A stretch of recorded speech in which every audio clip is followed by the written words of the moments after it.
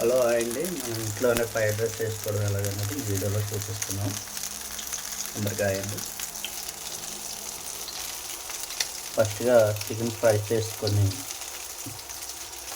ఇలా ఒక పక్కన తీసుకొని ముక్కలుగా కట్ చేసుకొని ఉంచుకోవాలి. అన్నం వచ్చేసి మరీ మెత్తగా కాకుండా మరీ గట్టిగా మిడిల్లో ఉంచుకొని పక్కన పెట్టుకోవాలండి. ఇవన్నీ చేసుకున్నాక మరి ఫ్రైడ్ రైస్కి సంబంధించిన ఈ ఐటమ్స్ అన్నీ కట్ చేసుకుని పక్కన పెట్టుకోవాలండి.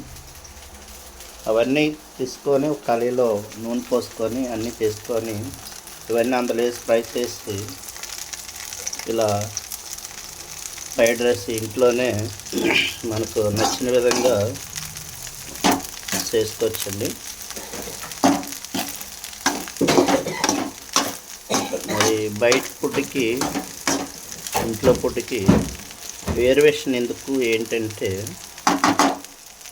మనకి ఆయిల్ అనేది నూనె అనేది ఎక్కువ శాతం నిల్వ నూనె తక్కువ రేట్ నూనె ఓడి వాళ్ళు ఫ్రైడ్ రైస్ అనేది ఎక్కువ శాతం చేస్తారు. ఇంట్లో మనం చేసుకునేది అంత ఫ్రెష్గా ఉంటుంది కనుక మనకు అది తినడానికి కూడా అంత ఇష్టంగా ఉంటుంది. ఈ యొక్క వీడియో రూపంలో ఫ్రైడ్ రైస్ ఇష్టమైన వారందరికీ మీకు వీడియో చూసిన వారందరూ కూడా లైక్ చేసి ఇంట్లో తయారు చేసుకొని మీ పిల్లకాయలకి కానీ మీకు కానీ